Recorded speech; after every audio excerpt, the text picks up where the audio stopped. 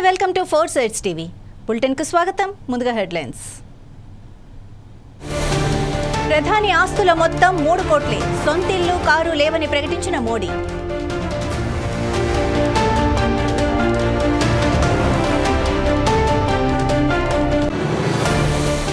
అమేథీ రాయ్బరేలీతో కుటుంబ బంధం. పాత ఫోటోలు చూపిస్తూ భావోద్వేగానికి గురైన రాహుల్.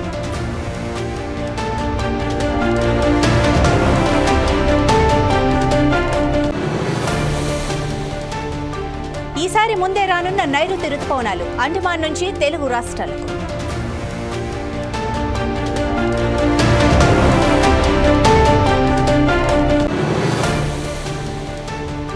మండి నుంచి కంగనా నామినేషన్. ఎన్నికల్లో విజయం పట్ల ధీమా.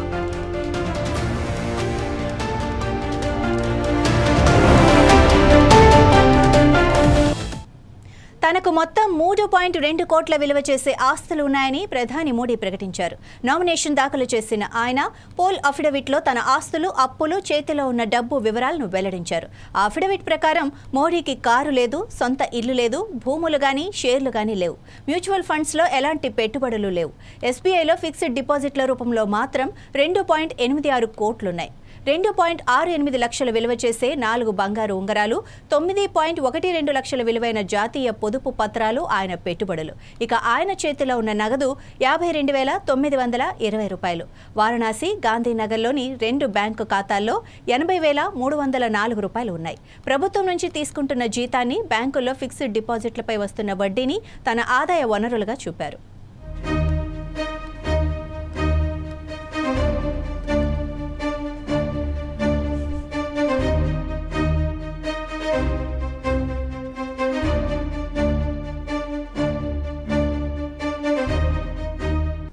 రాయ్బరేలీ నియోజకవర్గంతో తనకు కుటుంబ బంధం ఉందని కాంగ్రెస్ నాయకుడు రాహుల్ గాంధీ వ్యాఖ్యానించారు.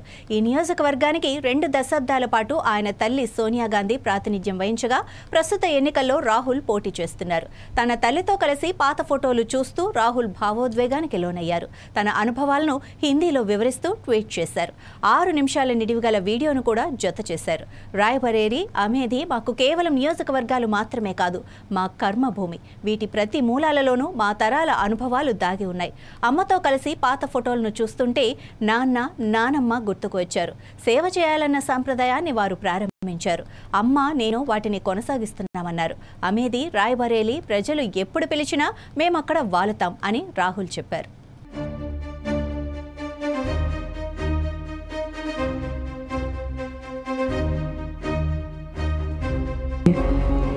कार्यकर्ता उस जमाने का, और ये हमेशा पापा जी ने दौरा। ये मुझे याद है, पापा अपने आप चलाते थे। ये भी फोटो है।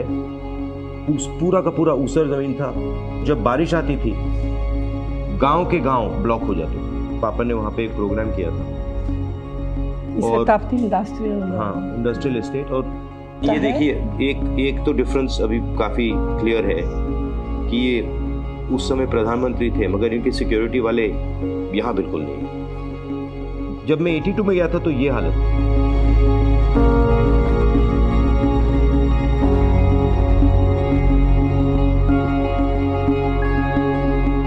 पहली बार आप रायबरेली कब गए? 81-82 शुरू किया काम। हम लोग जाते थे मेडिकल कैंप के लिए। बहुत सारे अच्छे डॉक्टर लोग थे वहाँ के, दिल्ली के। सेवा करने के लिए ये लोग हमेशा मदद करते थे। हमारे परिवार का अमेठी रायबरेली से 100 साल का रिश्ता है। 1921 से पंडित जी उनका राजनीतिक जीवन शुरू किया, और एक किसान का लीडर था बाबा रामचंद्र, उनको मैसेज भेजा कि चलो मिलेंगे, और पंडित जी को अपना दुख बताया। मैं भी जाऊंगा, पंडित जी ने बोला।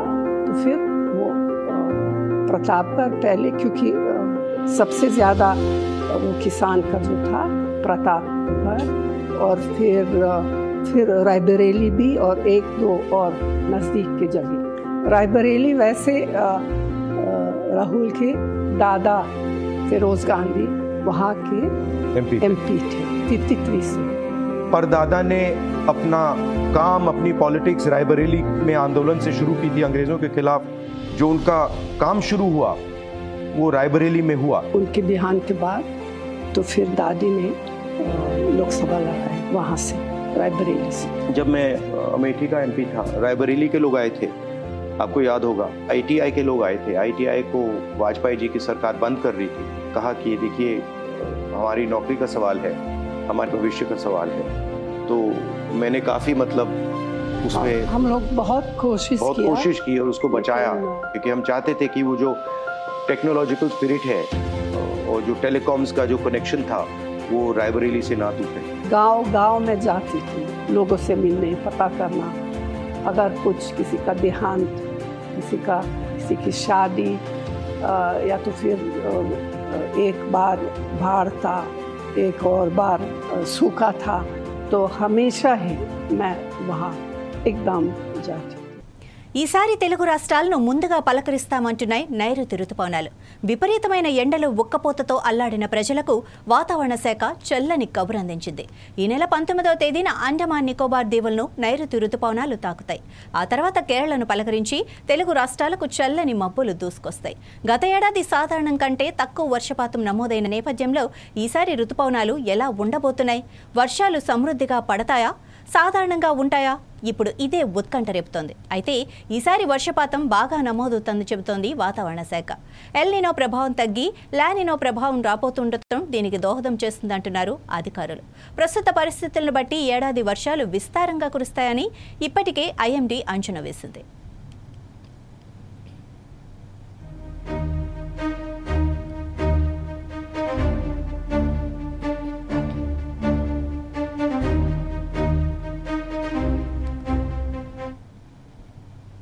హిమాచల్ ప్రదేశ్లోని మండి లోక్సభ స్థానానికి బీజేపీ అభ్యర్థిగా కంగనా రనౌత్ నామినేషన్ దాఖలు చేశారు. ఈ కార్యక్రమానికి హిమాచల్ మాజీ సీఎం జైరామ్ ఠాకూర్, బీజేపీ అగ్రనేతలతో పాటు కంగనా రనౌత్ తల్లి ఆశా రనౌత్, సోదరి గంగోలీ చందేల్ కూడా హాజరయ్యారు. ఇప్పటికే మండి నియోజకవర్గంలో కంగనా సుడిగాలి ప్రచారం చేశారు. లోక్సభ ఎన్నికల్లో విజయంపై ఆమె ధీమా వ్యక్తం చేశారు. తాను ఎన్నికల్లో పోటీకి దిగడానికి మండి ప్రజల ఆదరాభిమానాలే కారణమన్నారు. బాలీవుడ్ హీరోయిన్గా సక్సెస్ సాధించినట్లే రాజకీయాల్లో కూడా సక్సెస్ సాధిస్తానని అన్నారు కంగనా. కాంగ్రెస్ అభ్యర్థిగా మండీలో విక్రమాదిత్య సింగ్ పోటీ చేస్తున్నారు. నామినేషన్ దాఖలు సమయంలో కంగనా ఆకుపచ్చ రంగు చీర, హిమాచలీ క్యాప్ను ధరించి ఉన్నారు. ఈవీఎంలకు 3 అంచెల భద్రత కల్పిస్తున్నామన్నారు ఎన్టీఆర్ జిల్లా కలెక్టర్ ఢిల్లీరావు. ఇబ్రహీంపట్నంలోని నోవా కాలేజ్లో స్ట్రాంగ్ రూమ్లో ఈవీఎంలను అభ్యర్థుల సమక్షంలో సీటు వేశారు. ఇప్పటి వరకు విజయవాడ ఈస్ట్, సెంట్రల్ నియోజకవర్గాల్లోని ఈవీఎంలను తరలించడం జరిగిందన్నారు. 1000 మంది బీఎస్ఎఫ్, సిఐఎస్ఎఫ్, సిఆర్పీఎఫ్ సిబ్బంది పహారా కాస్తున్నారని తెలిపారు కలెక్టర్. ఇబ్రహీంపట్నం దగ్గర జూపుడి దగ్గర ఉన్న permanent strong rooms, counting halls, Vijayawada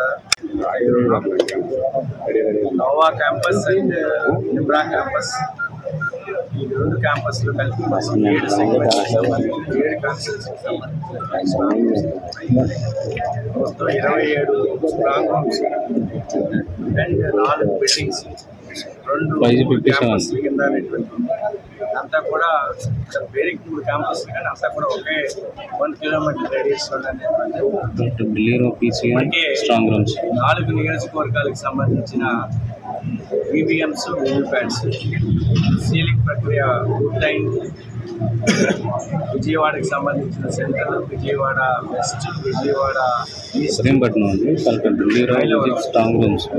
కూడా సీలింగ్ ప్రక్రియ అబ్జర్వర్ సమక్షంలో మరియు క్యాండిడేట్ సమక్షంలో మిగిలిన 3 అంటే వాటి దేశవ్యాప్తంగా లోక్సభ ఎన్నికలు జరుగుతున్నాయి. ఇప్పటి వరకు 4 దశల్లో ఎన్నికలు పూర్తయ్యాయి. ఇంకా మరో 3 దశలు మిగిలి ఉన్నాయి. ఆయా రాష్ట్రాల్లో ఆ ఎన్నికలు కూడా అన్ని సిద్ధం చేస్తున్నారు ఎన్నికల అధికారులు. ఇక పోలింగ్ ముగిసిన తర్వాత ఈవీఎం మిషన్లను ఎలా భద్రపరుస్తారు, భద్రపరచడానికి ఎలాంటి చర్యలు తీసుకుంటారు, రీకౌంటింగ్కు పట్టుబడితే ఏం చేస్తారు అన్న వివరాలు మీకోసం. లోక్సభ ఎన్నికల హడావుడి నడుస్తోంది. తెలుగు రాష్ట్రాల్లో పోలింగ్ ముగిసినా 2-3 దశల్లో ఎన్నికలు జరగాల్సి ఉంది. ఇప్పటికే ఎన్నికలు ముగిసిన రాష్ట్రాల్లో ఫలితాల కోసం ఉత్కంఠ నెలకొంది. ఇక ఎన్నికలు జరిగిన రాష్ట్రాల్లో ఈవీఎంలను అధికారులు అతి జాగ్రత్తగా భద్రపరుస్తారు. ఎలాంటి అవకతవకలు జరగకుండా గట్టి బందోబస్తు మధ్య ఎన్నికల సామాగ్రిని భద్రపరుస్తారు. పోలింగ్ పూర్తయిన వెంటనే ఈవీఎం యంత్రాలను పటిష్ట బందోబస్తు నడుమ స్ట్రాంగ్ రూమ్ లో భద్రపరుస్తారు. ఈవీఎం గదులు ఉన్న పరిసర ప్రాంతాల్లో 144 సెక్షన్ అమల్లో ఉంటుంది.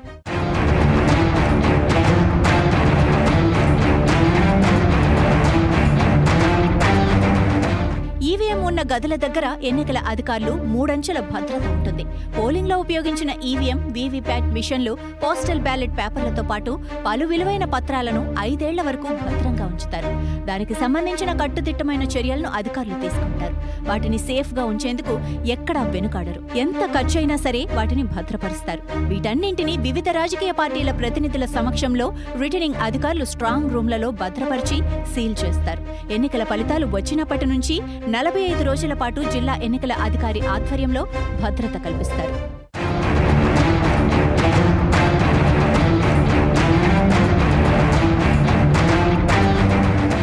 పటిష్ట నిఘా మధ్య ఈవీఎంలను స్ట్రాంగ్ రూమ్లకు తరలిస్తారు. సీసీ కెమెరాల పర్యవేక్షణలో, కేంద్ర బలగాల గస్తీలో ఈవీఎంలను పెడతారు. ఇక గడువైపోయిన తర్వాత ఎన్నికల సంఘం వాళ్లు తీసుకెళ్లి గోదాముల్లో పెట్టేస్తారు. మళ్లీ వచ్చే ఎన్నికల వరకు అంటే 5 ఏళ్లు అత్యంత జాగ్రత్తగా ఉంచుతారు. 5 ఏళ్ల పాటు కాలపరిమితి ముగిసిన తర్వాత మిషన్లలో ఉన్న డేటాను తీసేస్తారు. ఈసీ అధికారుల అవసరానికి అనుగుణంగా దేశంలో ఎక్కడైనా తిరిగి ఉపయోగించుకునేలా సెట్ చేసుకుంటారు అధికారులు. ఆయా రాష్ట్రాల్లో గెలిచిన అభ్యర్థులపై ఓడిపోయిన వారు ఏమైనా ఆరోపణలు, ఫిర్యాదులు చేస్తారని, ఒకవేళ ఆ డేటా ఏమైనా అవసరం అవుతుందన్న అంచనాతో వాటిని జాగ్రత్త పరుస్తారు. కొందరు రీకౌంటింగ్ కు పట్టుబడుతూ ఉంటారు. దానిపై కోర్టులకు కూడా వెళ్తారు. న్యాయస్థానాల తీర్పును అనుసరించి ఆ నిబంధనల మేరకు రీకౌంటింగ్ ప్రక్రియ నిర్వహిస్తారు. అందుకే 5 ఏళ్ల పాటు ఈవీఎంలను భద్రపరుస్తారు.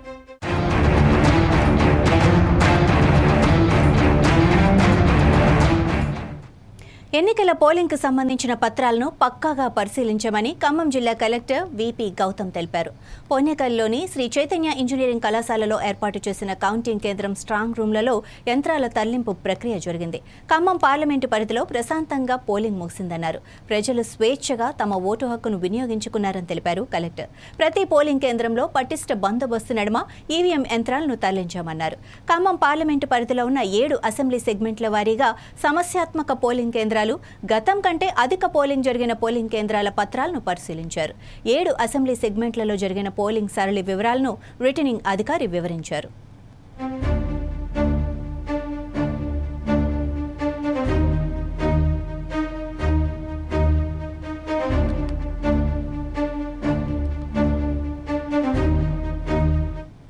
తాడిపత్రిలో ఉద్రిక్త వాతావరణం నెలకొంది. పెట్రోల్ బాంబులు, బాణాసంచాలతో వైసీపీ, టీడీపీ కార్యకర్తలు దాడి చేసుకుంటున్నారు. వైసీపీ ఎమ్మెల్యే కేతిరెడ్డి పెద్దిరెడ్డి ఆఫీసుపై జేసీ ప్రభాకర్ వర్గేలు దాడులకు పాల్పడ్డారు.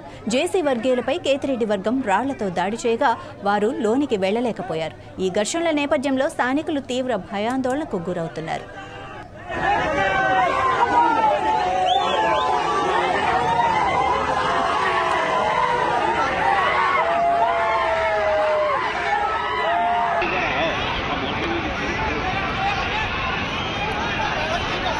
అంబేద్కర్ కోనసీమ జిల్లాలో ఘోర ప్రమాదం చోటు చేసుకుంది.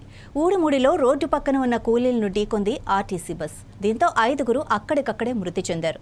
4గురికి తీవ్ర గాయాలయ్యాయి. రహదారి పక్కన ధాన్యం బస్తాలు ఎగుమతి చేస్తూ ఉండగా వారిపైకి దూసుకొచ్చింది బస్సు. భారీగా ట్రాఫిక్ జామ్ కావడంతో అధికారులు అప్రమత్తమై క్లియర్ చేశారు. మాట్లాడిన తర్వాత సాటిస్ఫై అయిన తర్వాత ఆ కుటుంబానికి, చనిపోయిన కుటుంబానికి న్యాయం జరిగేదాకా నేను ఇక్కడే ఉంటాను, మీతో పాటు ఉంటాను. మీరు ఆవేశ పడకుండా సైలెంట్గా ఉండండి. మీరు నేను చేసి పెడతాను అన్నాను కదా.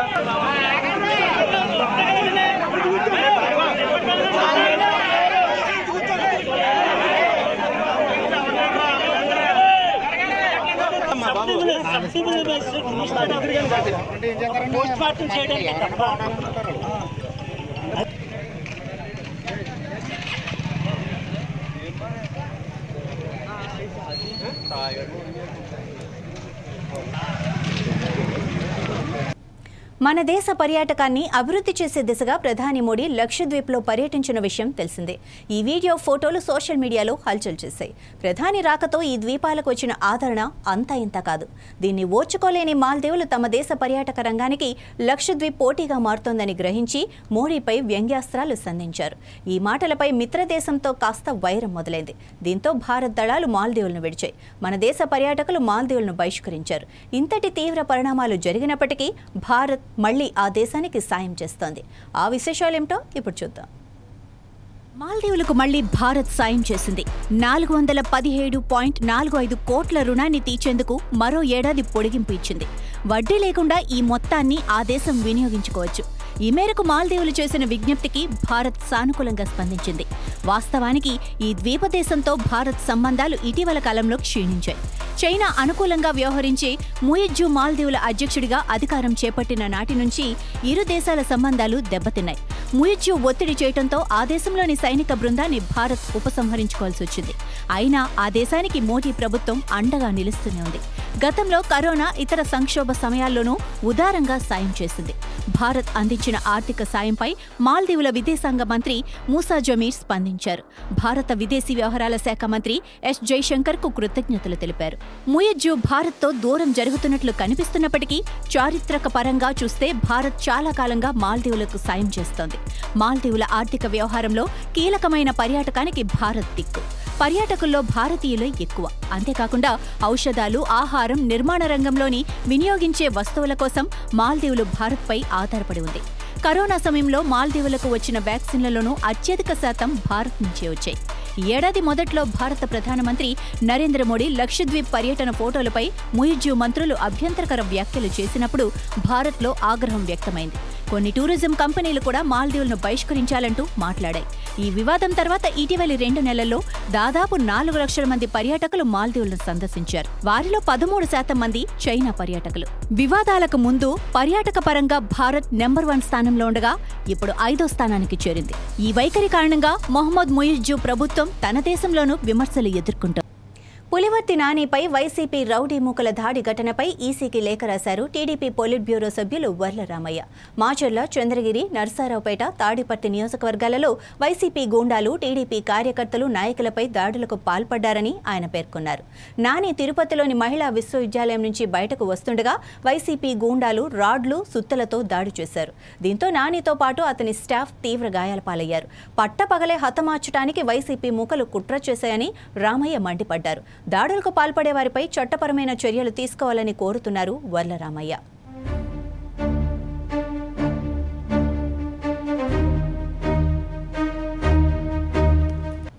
కాంగ్రెస్ పార్టీ పైన ప్రజల్లో తీవ్రమైన వ్యతిరేకత వచ్చిందన్నారు కేటీఆర్. తెలంగాణలో కాంగ్రెస్ ప్రభుత్వం బీఆర్ఎస్ చేసిన పనులను తిరగతోడాలని చూస్తోందని, కొత్త జిల్లాలు రద్దు చేయాలనుకుంటుందని, అదేవిధంగా కేసీఆర్ ఆనవాళ్లు లేకుండా చేయాలన్న ఒక చిల్లర ప్రయత్నం జరుగుతుందని మండిపడ్డారు కేటీఆర్. కేసీఆర్ బస్సు యాత్ర రాష్ట్ర రాజకీయాన్ని ఒక మలుపు తిప్పిందన్నారు. 17 రోజుల బస్సు యాత్రతో 2 జాతీయ పార్టీలు దిగివచ్చి తెలంగాణ చుట్టూ గింగిరాలు కొట్టాయన్నారు. ఏ జిల్లాకి పోయినా, ఏ నియోజకవర్గానికి పోయినా, ఏ పట్టణానికి పోయినా ప్రజలు కేసీఆర్ కు బ్రహ్మరథం పట్టారని తెలిపారు. నిజంగా చెప్పాలంటే పార్లమెంట్ ఎన్నికల్లో ఒక మలుపు తిప్పింది రాష్ట్ర రాజకీయాన్ని కేసీఆర్ గారి బస్సు యాత్ర. 17 రోజుల బస్సు యాత్రతో 2 జాతీయ పార్టీలు కూడా దిగిరాక తప్పని పరిస్థితి. 2 జాతీయ పార్టీల నాయకత్వాలు కూడా తెలంగాణ చుట్టూ గింగిరాలు కొట్టక తప్పని పరిస్థితి కేసీఆర్ గారి బస్సు యాత్ర కల్పించింది.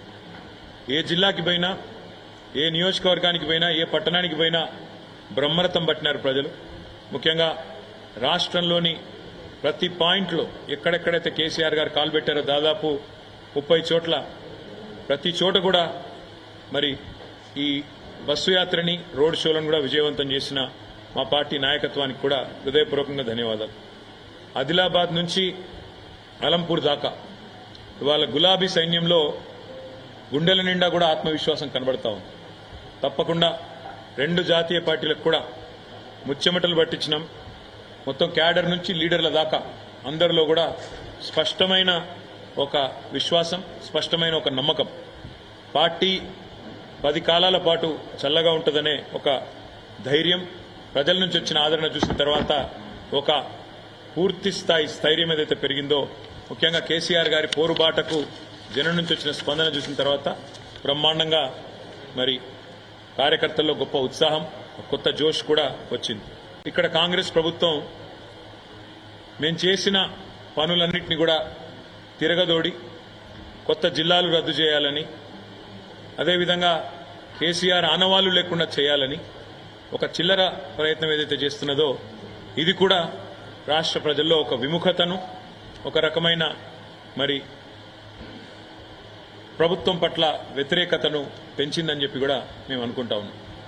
అదేవిధంగా 6 గ్యారంటీలు 100 రోజుల్లో అమలు చేస్తామని చెప్పి మొత్తంగా 420 హామీలు ఇచ్చి ఇవాళ వాటిని తుంగలో తొక్కిన వైనం మీద కూడా కాంగ్రెస్ పార్టీ మీద ప్రజల్లో తీవ్రమైన వ్యతిరేకత కనబడింది. మేము ఎక్కడెక్కడైతే తిరిగినామో చాలా స్పష్టంగా, ముఖ్యంగా గ్రామీణ ప్రాంతాల్లో రైతు భరోసా అని చెప్పి మోసం చేసినందుకు, రైతు బంధునే మొత్తంగా వేయనందుకు, కరెంటు విషయంలో తీవ్రమైన నష్టం చేసినందుకు, క్వింటాల్కు 500 బోనస్ ఇస్తామని చెప్పి బోగస్ మాటలు చెప్పి మోసం చేసినందుకు ఇవాళ రైతులు బగ్గున మండుతా ఉన్నారు. తప్పకుండా ఆ వ్యతిరేకత అనేది ఓట్ల రూపంలో కనబడుతుంది గ్రామీణ ప్రాంతాల్లో అని చెప్పి మేము అనుకుంటా ఉన్నాం. ప్రధానమంత్రి నరేంద్ర మోడీని అనుకరిస్తూ వీడియోలు చేయడంలో పేరున్న యూట్యూబర్, కమెడియన్ శ్యామ్ రంగీలాకు చేదు అనుభవం ఎదురైంది. నరేంద్ర మోడీ నామినేషన్ వేసిన వారణాసి నుంచి పోటీ చేసేందుకు తాను ప్రయత్నించినప్పటికీ నామినేషన్ దాఖలకు జిల్లా యంత్రాంగం అనుమతించలేదని ఆయన ఆరోపించారు. ఈ మేరకు ఆయన సామాజిక మాధ్యమం ఎక్స్లో ఒక పోస్టు పెట్టారు.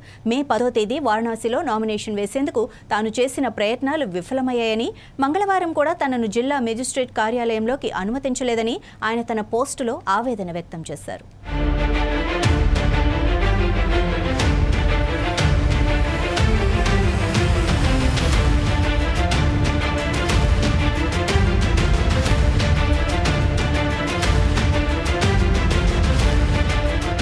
నా పేపర్లను తోసిపుచ్చవచ్చు, కానీ కనీసం డాక్యుమెంట్లు తీసుకుని ఉండొచ్చు అని రంగీలా వాపోయారు. వారణాసిలో నామినేషన్ వేయడానికి మంగళవారంతో గడువు ముగిసింది. చివరి రోజు వారణాసి నుంచి బీజేపీ అభ్యర్థిగా ప్రధానమంత్రి నరేంద్ర మోదీ నామినేషన్ వేశారు. ఈ నియోజకవర్గం నుంచి 2014లో 3.72 లక్షల ఓట్లు, 2019లో 4.8 లక్షల ఓట్ల మెజార్టీతో మోదీ గెలుపొందారు. హ్యాట్రిక్ విజయం కోసం ఇక్కడి నుంచి మరోసారి ఆయన బరిలోకి దిగారు. మోదీకి ముందు వారణాసి నియోజకవర్గం నుంచి 14 మంది నామినేషన్లు వేశారు. కాంగ్రెస్ అభ్యర్థి అజయ్ రాయ్, బీఎస్పీ అభ్యర్థి ఆథర్ అలీ ఇందులో ఉన్నారు. मोदी लोकसभा में स्थान करने के लिए अभ्यर्थी के रूप में नाम निर्देशित हुआ। ईश्वर की शपथ लेता हूं, सत्य निष्ठा से प्रतिज्ञा करता हूं कि मैं विधि द्वारा स्थापित भारत के संविधान प्रति सच्ची श्रद्धा और निष्ठा रखूंगा और मैं भारत की प्रभुता और अखंडता अक्षुण्ण रखूंगा. రాజస్థాన్లోని హనుమాన్గఢ్లో పుట్టి పెరిగిన 29 ఏళ్ల శ్యామ్ రంగీలా యానిమేషన్ కోర్సు చేశారు. మిమిక్రీలో, ముఖ్యంగా రాజకీయ నాయకులను అనుకరించడంలో మంచి నేర్పరిగా పేరు తెచ్చుకున్నారు. The great Indian laughter challenge అనే టీవీ షోతో ఆయన పాపులర్ అయ్యారు. మోదీతో పాటు రాహుల్ గాంధీ వంటి ప్రముఖుల ప్రసంగాలను కూడా మిమిక్రీతో ఆయన అనుకరించేవారు.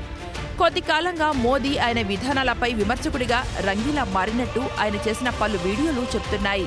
వారణాసి నుంచి మోదీపై తాను పోటీ చేయనున్నట్లు మే 1న రంగీలా ప్రకటించారు. मेरे पास पूरे प्रस्तावक हैं, मेरे पास पूरे डॉक्यूमेंट है, सब कुछ है. नामांकन नहीं ले रहे हैं. रिजेक्ट कर दो, कोई बात नहीं. रिजेक्ट करो नामांकन रद्द कर दो, अलग चीज़ है. एक्सेप्ट तो करो, उसको फाइल तो लो. और अभी ऑफिस से नंबर मिले रणविजय जी के, और रणविजय जी कह रहे हैं मेरी इसमें कोई ड्यूटी नहीं है, मैं जो है हूँ ही नहीं इसमें. और वो आरओ देखते हैं, आरओ का नंबर मांगे तो फ़ोन काट दिया है. यहाँ ये कह रहे हैं 12 बजे एंट्री है, उससे पहले एंट्री नहीं है. मोदी जी नामांकन करेंगे, और 12 बजे तो कल मोदी जी नामांकन नहीं कर रहे थे, तब से हम 12 बजे थे ही वहाँ पे लगे हुए. कल जो है वो आए, जो अजय राय जो आए, उनके लिए प्रोसीजर बिल्कुल अलग था. उनकी सीधी एंट्री, उनके साथ 10 की जगह 15-20 लोग थे, और सीधी एंट्री होगी, और 15-20 मिनट में उनका काम हुआ और वो सीधे निकल गए. ये प्रोसीजर उनके लिए था. तो प्रोसीजर क्या है, यहाँ पे 2 भागों में बंटा हुआ है. एक तो उनके लिए जिनका नॉमिनेशन इन्होंने लेना है, इनको पहले ही पता है इनका नॉमिनेशन लेना, उनके लिए प्रोसीजर अलग है और एक हमारा प्रोसीजर है जो इनको लाइन में लगाना है और इनका नहीं लेना है, किसी भी तरीके से नहीं लेना है। कल तरीका इतना खतरनाक देखा है, पूरे देश ने देखा है, अंदर कैमरा अलाउ नहीं होता, कुछ रिकॉर्डिंग अलाउ नहीं होती, नहीं तो मैं वो मंजर दिखाता, वो हाल दिखाता कि क्या हाल अंदर हो रखा है।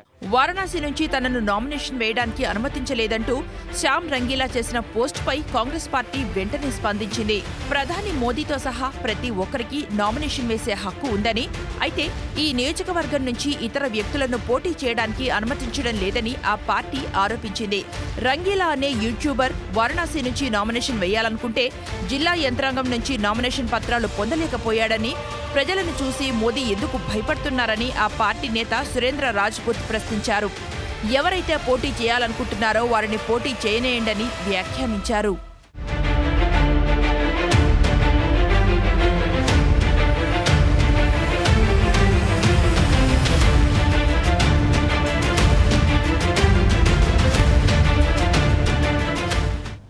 ఇవి ఇప్పటివరకు ఉన్న సమాచారం. మరింత సమాచారంతో మరో బులెటిన్లో మళ్ళీ కలుద్దాం. అంతవరకు చూస్తూనే ఉండండి 4 Sides TV.